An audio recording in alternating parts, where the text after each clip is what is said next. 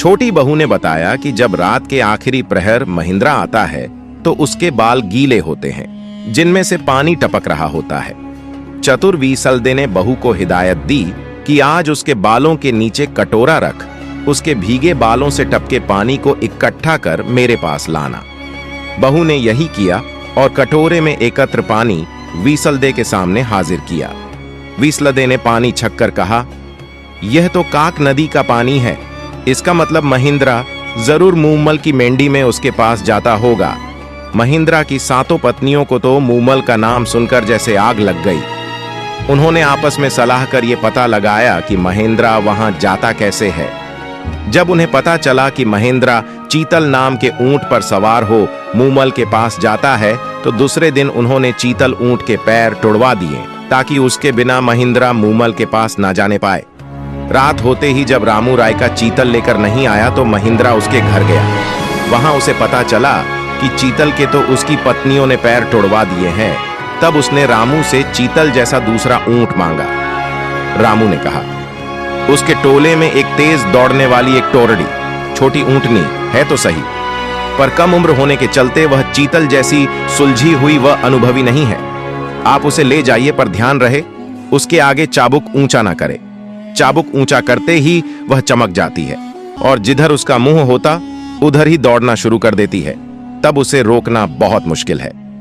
महिंद्रा टोरडी पर सवार हो लोद्रवा के लिए रवाना होने लगा, पर मूमल से मिलने की बेचैनी के चलते वह भूल गया कि चाबुक ऊंचा नहीं करना है, और चाबुक ऊंचा करते ही टोरडी ने एंड लगाई और सरपट भागने लगी। अंधेरी रात में महिंद्रा को रास्ता भी नहीं पता चला कि वह कहां पहुंच गया। थोड़ी देर में महिंद्रा को एक झोंपड़े में दिया जलता नजर आया। वहां जाकर उसने उस क्षेत्र के बारे में पूछा तो पता चला कि वह लोद्रवा की जगह बाढ़मेर पहुंच चुका है। रास्ता पूछ जब महिंद्रा लोद्रवा पहुंचा तब तक रात का 3रा प्रहर बीत चुका था। मूमल उसका इंतजार कर सो चुकी थी। उसकी मेंढी में दिया जल रहा था।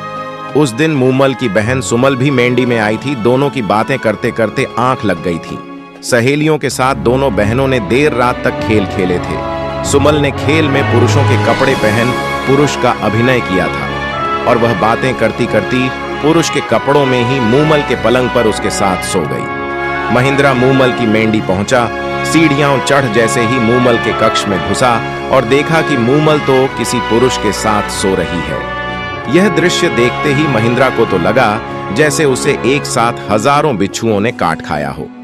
उसके हाथ में पकड़ा चाबुक वहीं गिर पड़ा और वह जिन पैरों से आया था उन्हीं से चुपचाप बिना किसी को कुछ कहे वापस अमरकोट लौट आया। वह मन ही मन सोचता रहा कि जिस मूमल के लिए मैं प्राण तक न्यौछावर करने के लिए तैयार था, वह मूमल ऐसी निकली जिसके लिए मैं कोसों दूर से आया हूं। वह पर पुरुष के साथ सोई मिलेगी। धिक्कार है ऐसी औरत पर। सुबह आंख खुलते ही मूमल की नजर जैसे महिंद्रा के हाथ से छूटे चाबुक पर पड़ी। वह समझ गई कि महिंद्रा आया था, पर शायद किसी बात से नाराज होकर चला गया। उसके दिमाग में कई कल्पनाएं आती रहीं। कई दिनों तक मूमल महिंद्रा का इंतजार करती रही कि वो आएगा, और जब आएगा तो सारी गलतफहमियां दूर हो जाएंगी। पर महिंद्रा नहीं आया। मूमल उसके वियोग में फीकी पड़ गई। उसने श्रृंगार करना छोड़ दिया, खाना पीना भी छोड़ दिया। उसकी कंचन जैसी काया काली पड़ने लगी। उसने महिंद्रा को कई चिट्ठियां लिखीं, पर महिंद्रा की पत्नियों ने वह चिट्ठियां महिंद्रा तक पहुंचने ही नहीं दी। आखिर मूमल ने एक ढोली गायक को बुला महिंद्रा के पास भेजा, पर उसे भी महिंद्रा से नहीं मिलने दिया गया।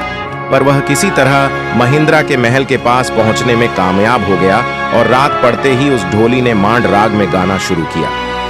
तुम्हारे बिना यह धरती धुंधली, तेरी मूमल रानी है उदास। मूमल के बुलावे पर असल प्रियतम महिंद्रा अब तो घर आव। ढोली के द्वारा गई मांड सुनकर भी महिंद्रा का दिल नहीं पसीजा और उसने ढोली को कहला भेजा कि मूमल से कह देना, न तो मैं रूप का लोभी हूं और न ही वासना का कीड़ा। मैंने अपनी आंखों से उस रात उसका चरित्र देख लिया है, जिसके साथ उसकी घनिष्ठता है, उसी के साथ रहे। मेरा अब उससे कोई संबंध नहीं। ढोली द्वारा सारी बात सुनकर मूमल के पैरों तले की जमीन ही खिसक गई। अब उसे समझ आया कि महिंद्रा क्यों नहीं आया। मूमल ने तो सपने में भी नहीं सोचा था कि उसे ऐसा कलंक लगेगा। उसने तुरंत अमरकोट जाने के लिए रथ तैयार करवाया ताकि अमरकोट जाकर महिंद्रा से मिल उसका बहम दूर किया जा सके कि वह कलंकिनी नहीं है और उसके सिवाय उसका कोई नहीं। अमरकोट में मूमल के आने व मिलने का आग्रह पाकर महिंद्रा ने सोचा, शायद मूमल पवित्र है, लगता है मुझे ही कोई गलतफहमी हो गई, और उसने मूमल को संदेश भिजवाया कि वह उससे सुबह मिलने आएगा। मूमल को इस संदेश से आशा बंधी। रात को महिंद्रा ने सोचा कि देखें मूमल मुझसे कितना प्यार करती है, सो सुबह उसने अपने नौकर को सिखाकर मूमल के डेरे पर भेजा। नौकर रोता पीटता मूमल के डेरे पर पहुंचा और कहने लगा कि महिंद्रा जी को रात में काले नाग ने डस लिया, जिससे उनकी मृत्यु हो गई। नौकर के मुंह से इतना सुनते ही मूमल पछाड़ खाकर धरती पर गिर पड़ी और पड़ते ही महिंद्रा के वियोग में उसके प्राण पखेरु उड़ गए। महिंद्रा को जब मूमल की मृत्यु का समाचार मिला तो वह सुनकर उसी वक्त पागल हो गया और सारी उम्र हाय म्हारी प्यारी मूमल कहता फिरता रहा।